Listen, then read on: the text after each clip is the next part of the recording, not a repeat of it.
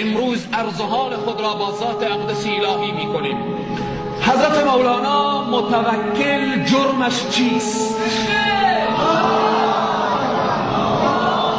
استاد مبشر مسلمیار جرم اینها چیست؟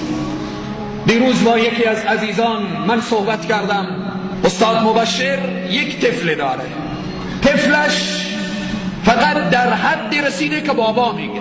حالا جرم اینها چیست؟ من از مسئولین حکومتی میخواهم غیر از دین دیگه چی جرم هست؟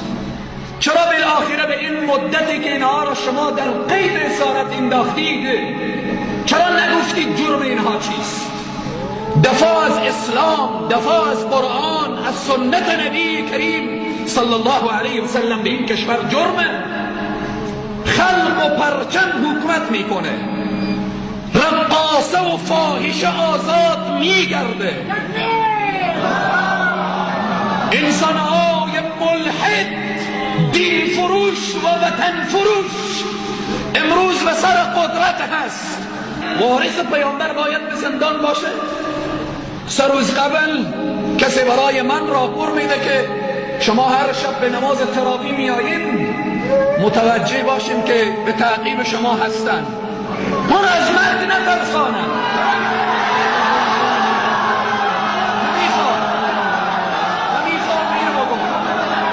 و میخوام این بگم حکومت، نظام افغانستان، مسئولین، جرم مولانا متوکل چیست؟ جرم استاد مبشر چیست که هر شب وقت افطار طفل استاد مبشر دروازه خانه را نگاه میکنه که بابا کی میآید، بابا چی وقت دروازه خانه را در میزنه؟ خوشا به حال تو عالمی که به جرم دین به زندانی. ابو حنیفه در زندان رفت، امام احمد ابن حنبل به زندان رفت، بزرگان دین به زندان رفتن.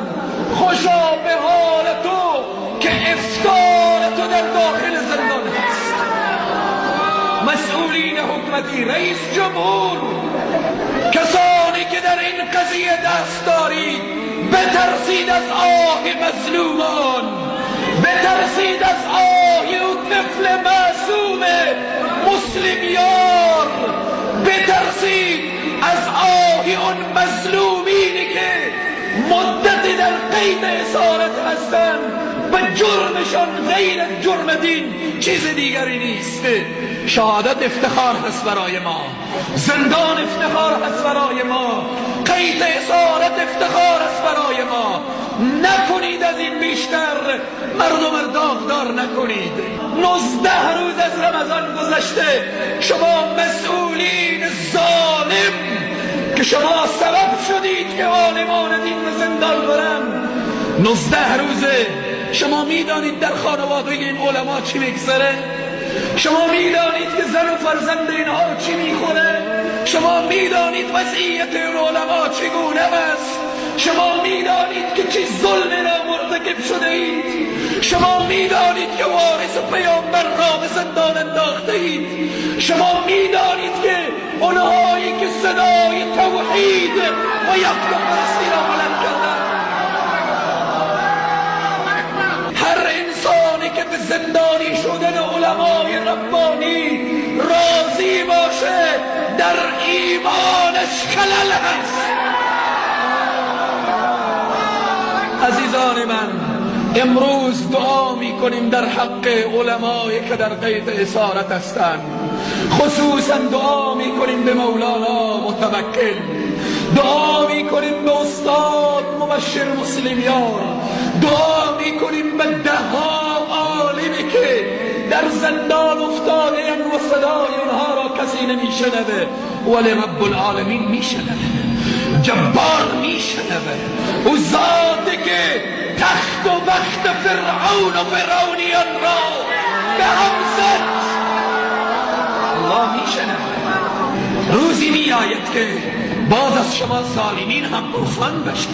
شما چرا مسئولین حکومتی متوجه نمیشوید؟ چرا این صدا و ندا را نمیشنوید؟ فلانی به فلان گروه ارتباط داشت، به فلان حزب ارتباط داشت. ولا تزر وازرة وزر اخرى. الله گناه این دستر از این دست پرسان نمی کنه. شما چرا بالاخره علما را به زندان می اندازید؟ وقتی ما بحث از حکومت میگیم، نظام میگیم، آیا نمی توانیم بالاخره در مقابل شما ایستاده بشیم؟ آیا این سکوت ما شما را گستاخ کرده؟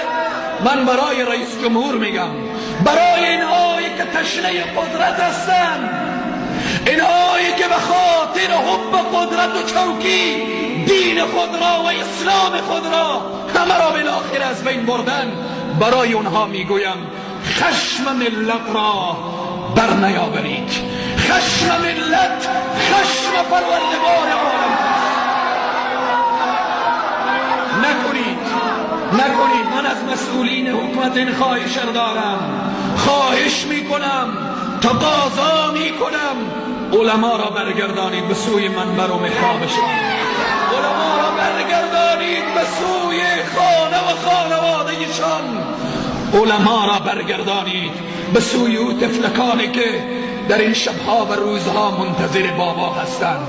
خوشا به حال تو بابایی که به جرم دین اسیری، خوشا به حال تو کسی که به جرم دین تهدید میشی، خوشا به حال تو کسی که به جرم دین شکنجه میشی.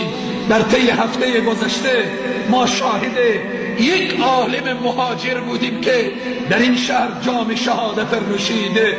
آیا کسی هست پرسان بکنه؟ آیا کسی هست که این پیگیری بکنه؟ آیا کسی هست که از مظلومین و مستضعفین دفاع بکنه؟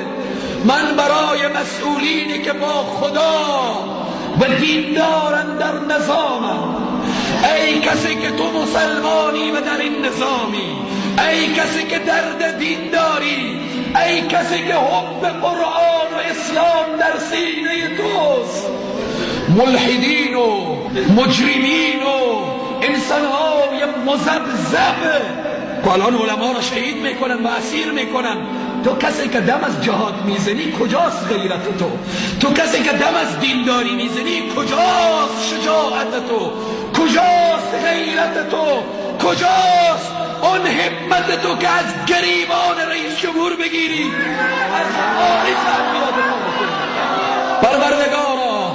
علما وارثین انبیا هستند، وارثین حبیب تو هستند، وارثین محمد رسول الله صلی الله علیه و سلم هستند.